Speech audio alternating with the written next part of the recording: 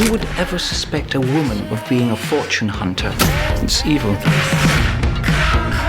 I'm building a hotel. What? With the town expanding, the demand for such things will only become greater. With your superior intellect and powers of persuasion, you could run the whole of Halifax. So good to meet you. I'm a huge fan of the show, so this is pretty exciting for me. And well, it's been a long time since we last saw Anne Lister and Anne Walker. The fans have definitely missed the show, as you must know, but it's almost back, and it's, if I may say so, better than ever. So I want to know about you. What have you missed the most about these characters, and how was your reunion after all this time? Thank you so much. The love for this show is palpable. I mean, me and Sophie, just when we go to events and we hear people's stories and your lovely introduction there, it's so special. So the fans are ready for this. So we do know that, because they've been doing their fan out, and they've been kind of telling us on social media.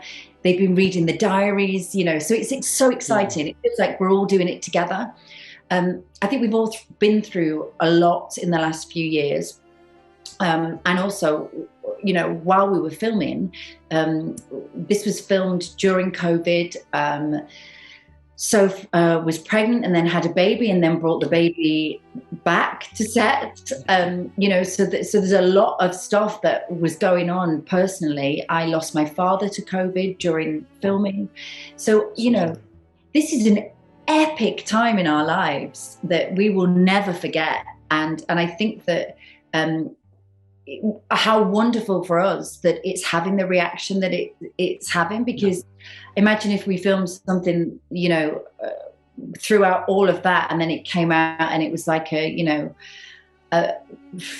something that we couldn't enjoy. So finding the enjoyment in what we've made is really beautiful and special and really important for us. Yeah. We definitely needed the show back. So, and well, in this season, they enter a new phase in their relationship, and there's a few bumps along the way. There's tension, there's the societal pressure, of course, there's Anne's doubts, and there's the whole Mariana thing. So how would you personally describe their Anne and Anne's relationship in season 2? How does it evolve through the episodes? I love that, the Mariana thing. We just won't mention that while I'm here. But it's such an interesting series 2. It's so much fun to come back and do series 2, because we left them having just sort of found their way to each other and committing to each other, and now is the test of that commitment, and it's their relationship, and how are they going to navigate a life together in this incredibly difficult world. So it's been really fun to play as actors, and as Suranne said, what an extraordinary time in our lives to be filming this. I think that our relationship deepened with each other and with all the rest of the team. We really sort of all bonded together because we had to, and I think the depth of that and the allowed us to really find the nuances and the specificities and all the interesting things that happen in a relationship, and that's what we explore in this. So that love is still there, but they're going to be tested and they're going to be challenged, and it's going to really push them. And that's what we want to see as an audience. And that's what we want to explore, because people still live with this enormous sort of societal pressure around them when they're just trying to live a true version of themselves. So I think people really want almost to challenge Anne, and so we don't want it to be smooth sailing. We want to see what is that life like for them. And that's what we explore in series 2. And it's not always easy. Yeah. We had a great time with, when you look at a marriage and the reality and the what that does to a couple, because they're forced together. And we had such fun with the argument scenes, which, and the testing each other and how much they could push and pull at each other because of the societal strains you talk about. And it was really great for me and Soph, because it meant that we had a little pressure valve. We could build and build and build and then release, and build and build and build and release. And we didn't quite get to do that in season 1. So there was a lot of fun to be had. during such a, you know, a pressured time? It's very exciting to watch, and there's also the work aspect of the show, the business aspect, because Anne is a woman conducting business that's only reserved for men. Of course, she's dealing with men all the time who underestimate her. So I want to know, how does it work? Does her work facet evolve in season 2? And what was it like for you, Suranne, developing this Anne Lister big boss energy further? Yeah, I mean, for sure she had that.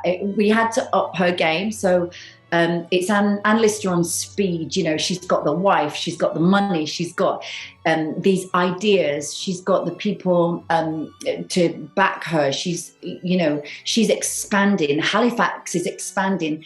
We're looking at a time where the economy was booming. We have not only do we have the coal, because I was worried too, you know. I said to Sally, you know, where can we go with the coal story? And she was like, oh, wait a minute, we've got canals and we've got the railways, you know, coming. And Anne Lister was fascinated by all of that. So, you know, she's a polymath. There's a vast wealth of knowledge and the things to explore with her business, relationships and storylines. So it was wonderful. And also, within that, you get all the new characters. We have so many actors that, you know, they would just come on set and they'd kind of be in for an episode to tell the story of, say, the canals. And it would be me in a room of all these men, and, you know, I'd be like, oh, don't forget your lines. You need to really show that, you know, you can do this, after months of being on set. And I did forget my lines quite often. But it was great. It was just, I think for anyone who enjoyed the Cole storyline and the fact that, like you say, she's an entrepreneur, which takes, you know, which brings to mind that this is a story for everybody. You know, it isn't just a story for the gay community. This is a story about this extraordinary woman. She just so happened to be gay as well. You know, I think that's a huge part of it, and I loved filming all those scenes. Although you know, difficult at times, but brilliant. Yeah. You say that this is a story for everyone, of course, but well, I'm sure you're aware, and you touched on this in the beginning, of how important this show is and your character for so many people, especially women and especially queer women. So how do you feel about the love and passion that fans pour over the show?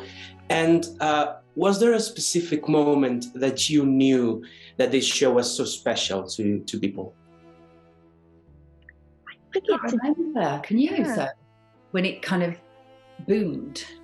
Yeah. No, I mean, it definitely wasn't when we were filming it the first time around, because we sort of weren't quite sure, you know, like, well, you never are you? How's it going to be received? But I suppose it was after it started coming out, and we started, for me, maybe I started getting letters, I think we all did, with these extraordinary stories, people writing to us saying, I remember getting a letter from someone saying, it's made me realise that I am a gay woman, and I didn't, you know, I've never been able to come to terms with that. But actually watching this show has made me confront it, and all sorts of stories like that. That was when I started, and they came from all over the world, and that was the amazing thing, you know, because you work in the UK and you make this show for the BBC, and you forget that people are watching it all over, and that was extraordinary when these letters started coming in from all around the world, all people from all different walks of life watching this show about these two women in the 1830s in Halifax, and it's speaking to them. But it's that, for me, is the best bit about doing this show, is the love and the fan base and the community of people that watch it. Some of the people that we've met, you know, we were at the screening the other day and we met a couple, they met because of this show and now they're married, and that's the best bit, when you go, God, you're telling these stories and people are watching it and relating to it, and it's changing something about their life. You couldn't ask for more than that from your job, could you? No. I think that it makes you feel like you're doing something. It makes you feel like you're contributing and that you'll leave a mark, or help other people leave a mark. We're taking these women from history and we're kind of like shining a light on them. And the community, so Anne Lister, they have Anne Lister weekends, and at Shibden Hall, went up by 700% with the visitors, and the economy in Halifax just boomed because of their story. There's a statue of Anne Lister in the Peace Hall now. It's really brilliant to watch how there's a plaque where they got married, one of the blue plaques. I think that the fans let us know what they think, and we welcome that, and we have a conversation with the fans, and it doesn't happen on every show. But I got a birthday message from fans. They made this birthday message, and at the beginning it said, "This is a message from 22 countries," and it was from people from 22 countries who'd watched Gentleman Jack, talking about how they felt they could dress, how they could, talk about being butch in a new way, talk about gender, talk about being non-binary, what it meant to them, how they could open a conversation with their families, how they could watch a queer program with their families. It's beautiful. It's just such a wonderful thing. I've been dealing with men all day. We live in a volatile climate, Miss Lister. Tiresome, inarticulate men. Humbug. Take no notice of your father. He just thinks you might ruin yourself. And all of us. I don't think you understand the strength of feeling in the town, Mum.